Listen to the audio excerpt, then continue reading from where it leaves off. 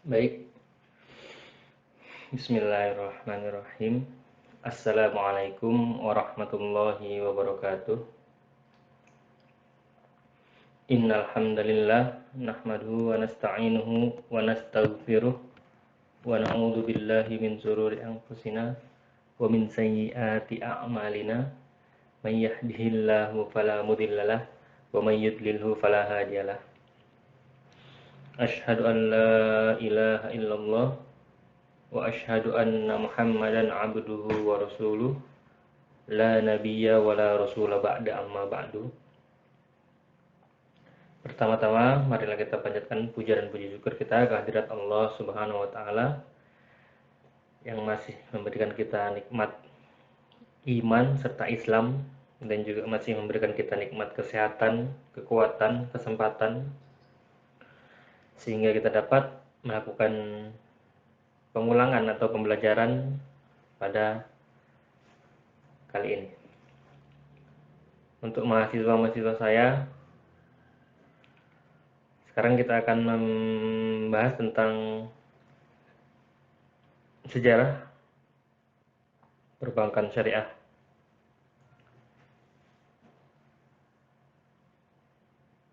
Seperti yang kita tahu bahwa praktek-praktek perbankan syariah itu sejak zaman Rasulullah SAW sudah ada.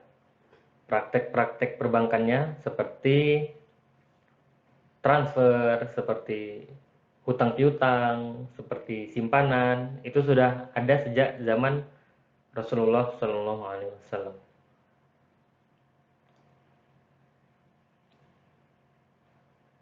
Cuman bedanya kalau zaman Rasul dulu itu masih individu atau perseorangan dan belum menjadi sebuah institusi perbankan itu sendiri. Jadi awal kelahiran sistem perbankan syariah secara umum itu kan perbankan mempunyai 3 fungsi utama, yaitu menerima simpanan uang,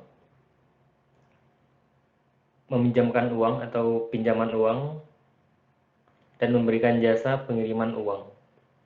Jadi 3 fungsi pokok tersebut sudah pernah dilakukan oleh para sahabat sejak zaman Rasulullah SAW.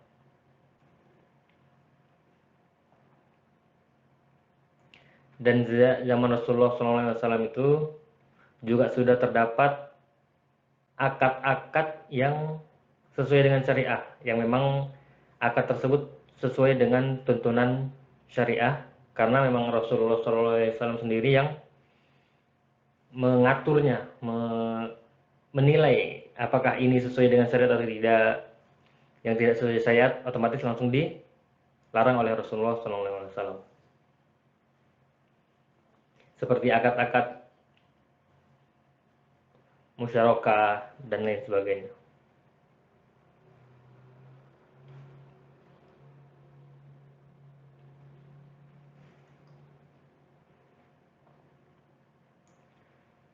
Praktek-praktek seperti menerima titipan, meminjamkan uang untuk keperluan konsumsi dan untuk keperluan bisnis, serta melakukan pengiriman uang telah dilakukan sejak zaman Rasulullah SAW.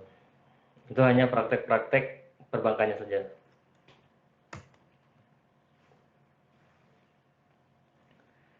Kalau yang kita tahu sekarang di institusi perbankan syariah itu sendiri, fungsi utamanya contohnya misalnya menerima deposit, menyalurkan dana, melakukan transfer dana,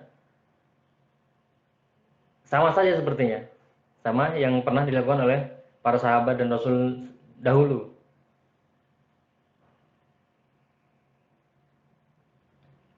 Bahkan Rasulullah dikenal sebagai julukan Al-Amin, yaitu orang yang sangat dipercaya oleh masyarakat Mekah untuk menerima titipan atau simpanan harta kepada Rasulullah SAW, sehingga beliau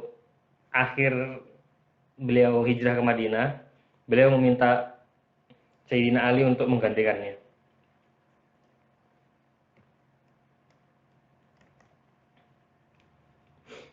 Dan praktek-praktek perbankan ini telah jalan sejak lama, sejak Rasulullah dan para khulafaur rasyidin, dan seterusnya sampai Bani Umayyah dan Bani Abbasiyah. Praktek-praktek perbankan ini dilakukan sehingga banyaknya muncul Baitul Mal hingga berakhirnya atau hingga runtuhnya terakhir dinasti Turki Utsmani.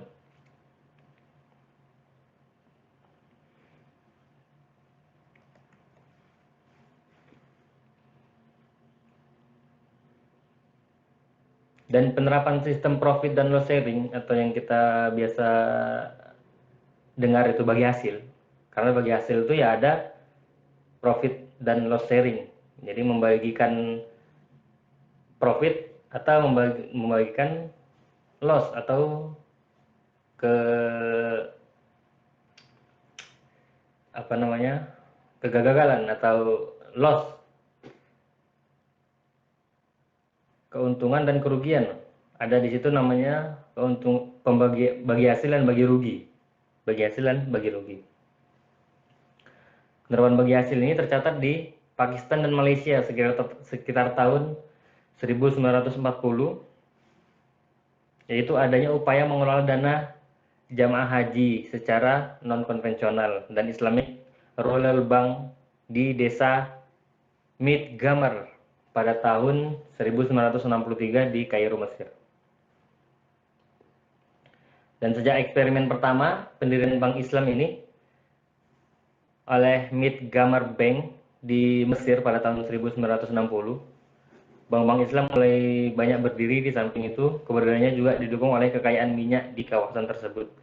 Jadi, Bank Midgamar ini di Mesir, bank Islam pertama, eksperimen bank Islam pertama yang didirikan di Mesir sejak 1960-an.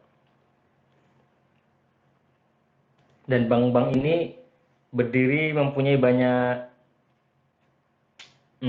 dukungan dari kekayaan minyak di kawasan tersebut.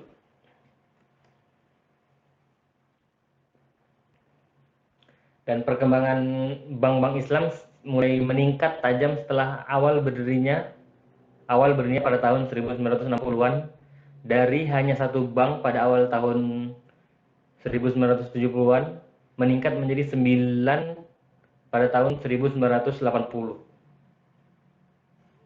Jadi selama antara tahun 1970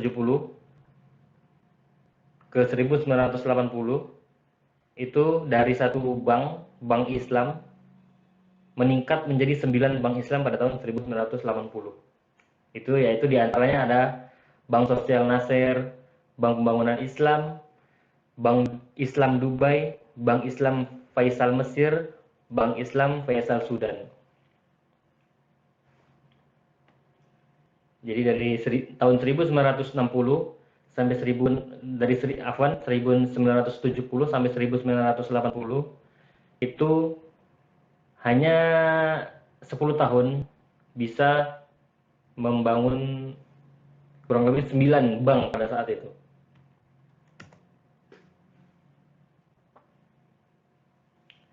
Lembaga Keuangan Kuwait, Lembaga Bank Islam, Bank Islam Bahrain, dan lain sebagainya. Antara tahun 1981 sampai 1985, sekitar 24 bank Islam dan lembaga keuangan lainnya telah didirikan di Qatar, Sudan, Bahrain, Malaysia, Bangladesh, Senegal, Guinea, Denmark, Selandia Baru, Turki, Inggris, Yordania, Tunisia, dan Mauritania. Jadi sekitar kurang lebih 4-5 tahunan dari 1981 sampai 1985 itu kurang lebih ada 24 bank Islam dan lembaga keuangan Islam atau syariah yang didirikan. Jadi yang dari 1970 ke 80 itu ada 9 bank yang didirikan. Ini dari 1981 ke 1985 hanya 4 tahun saja bisa membangun kurang lebih 24 bank dan lembaga keuangan syariah. Yang antara lain itu ada di Qatar, Sudan, Bahrain, Malaysia, dan lain sebagainya.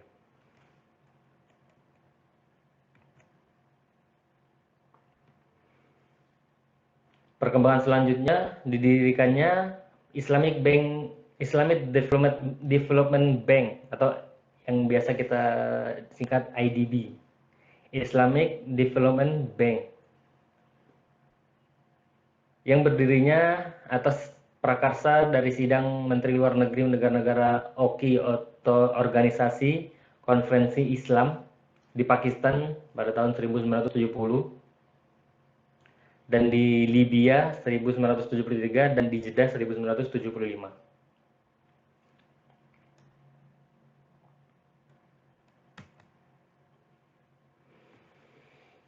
Dan dalam sidang tersebut diusulkan penghapusan sistem keuangan yang berdasarkan bunga dan menggantikannya dengan sistem bagi hasil. Jadi seperti yang kita tahu bahwa keuangan-keuangan yang berdasarkan bunga pada saat itu memang sudah besar, sudah melenjat. Bahkan kita tahu sebelum Rasulullah SAW diutus menjadi Rasul, itu banyak masyarakat jahiliyah yang sudah menerapkan sistem riba. Seperti itu. Sehingga Rasulullah SAW diutus untuk menghapus semua yang tidak baik tersebut. Karena di situ ada kezaliman, keserakahan, dan lain sebagainya. Turunlah ayat-ayat yang diangsur-angsur untuk melarang yang namanya praktek riba tersebut.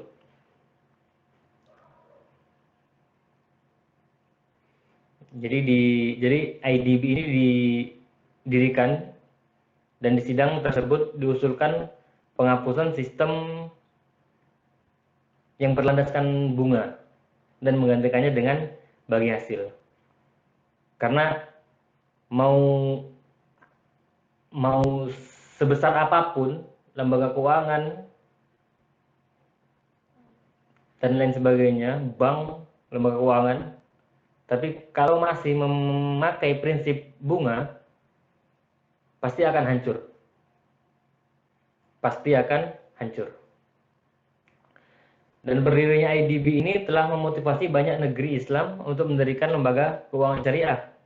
Dan pada akhir periode 1970 dan awal periode 1980, bank-bank syariah muncul di Mesir, Sudan, negara-negara Teluk, Pakistan, Iran, Malaysia, Bangladesh, dan Turki. Jadi Malaysia sudah, negara tetangga kita sudah kena duluan ini sejak tahun 1970-an. Sudah ada yang namanya bank syariah di negara tetangga kita.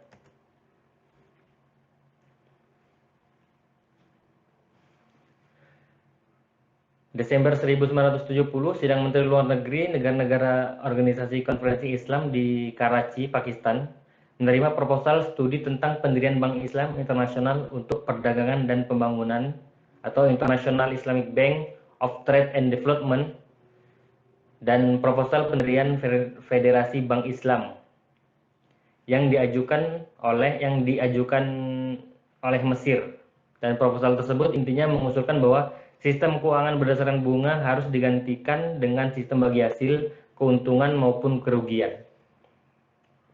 Jadi yang betul-betul bank yang syariah itu adalah bank yang memang dia bagi hasil dan bagi rugi. Seperti itu. Apabila ada bank yang memakai sistem bagi hasil ini hanya bagi hasil saja, tapi kalau bagi rugi dia tidak mau, itu belum bisa dikatakan bank yang sesuai dengan syariah. Jadi kalau yang dimana bank yang memang sesuai syariah itu adalah bank yang memang mau bagi hasil dan bagi rugi.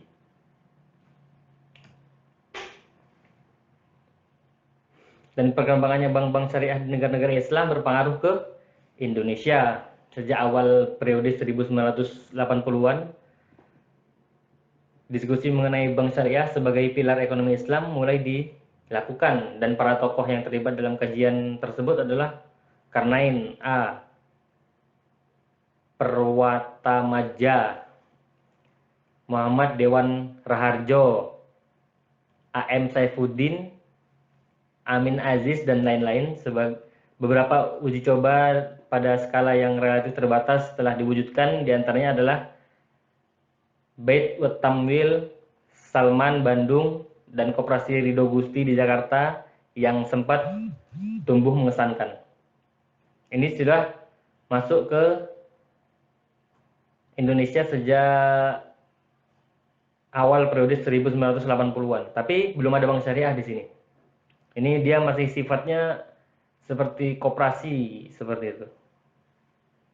Yang lembaga keuangan syariah, tapi dia bukan bank.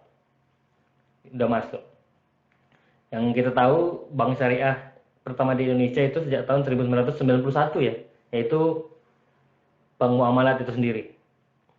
Jadi sebelum Bank Muamalat itu berdiri sudah ada Baitul Mal kecil-kecil pada waktu itu, pada waktu 1980-an. Di Jakarta, di Bandung, dan lain sebagainya. Mungkin itu saja yang bisa saya sampaikan, kurang lebih saya mohon maaf. Billahi taufiq wal hidayah. Assalamualaikum warahmatullahi wabarakatuh.